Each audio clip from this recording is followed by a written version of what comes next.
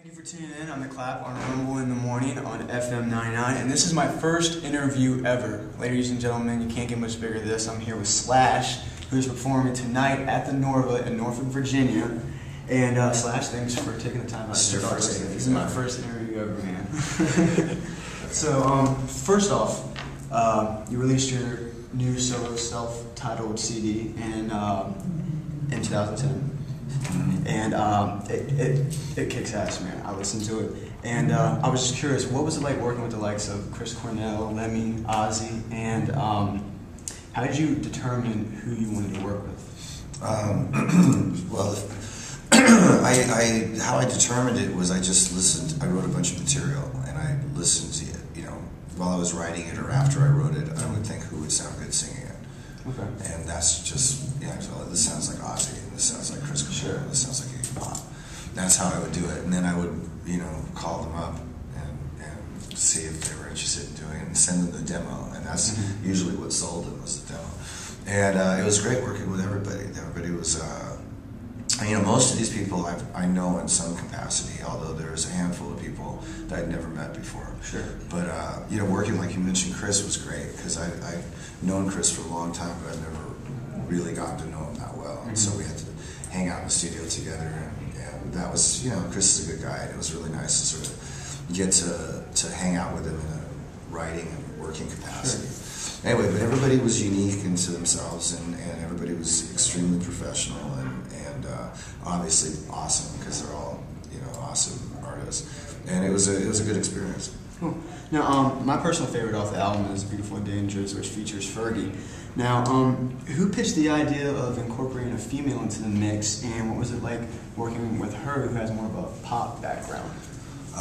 Well, right off, I would never have chosen Fergie had I not known her already. She is a fucking bitchin' rock singer. I found that out like 4 years ago at an impromptu Black Eyed Peas benefit, where she got up and we did a rock medley, and it was first time I'd ever met her, and she whipped out like Barracuda and Black Dog, and I was just floored. So we got to be friends after that, and I've done a bunch of one-offs with her, with the Black Eyed Peas, where we did Barracuda and Sweet Child of Mine. So when I was doing the record, I had this one song that I actually was influenced by a scene in a movie that I scored, which was a strip bar.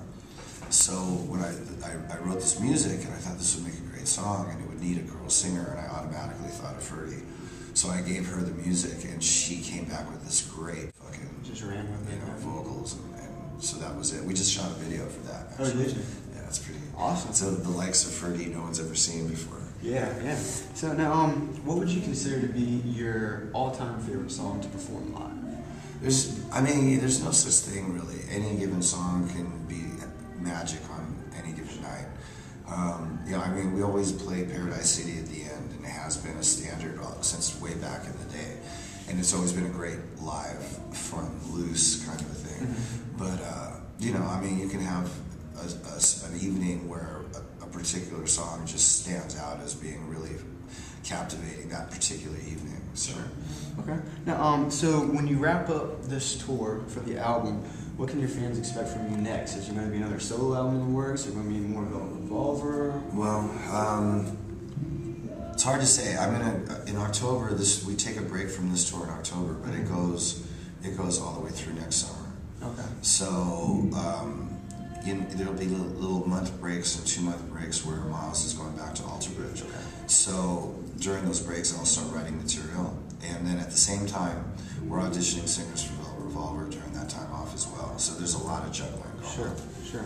Now, but I probably will write material for another record as well, which will probably have Miles on it. Great. Now, what would you consider to be your all-time favorite rock album? My all-time favorite rock album? Well, there's a few. I mean, you know, when I was a kid, there was the Aerosmith record Rocks was definitely my main catalyst that sort of sent me in the direction that I ended up going. Which was very natural. It just happened to fit my personality, that album. And then prior to that, it was like Beggar's Banquet from the Stones, and that's still one of my all-time favorite records. You know, and it could be the first Zeppelin record. There's no one definitive rock album. I would go to a desert island so I could listen to this 24/7 every day for the rest of my life. Sure. Now, lastly, what was one of the coolest or craziest things that has ever happened to you on the road that you can remember? Oh, I don't know. That's a tough one to answer because I have a pretty colorful existence, so it's hard to nail down just like one event that was, Sure. Probably the first time Guns N' Roses hitchhiked to Seattle was way back in the beginnings of that band. I mean, that was pretty memorable, all things considered. Cool. All right, well, Slash, thank you very much for taking the time out today to talk to us. I'm the Clap with Rumble in the Morning on FM99. Thanks.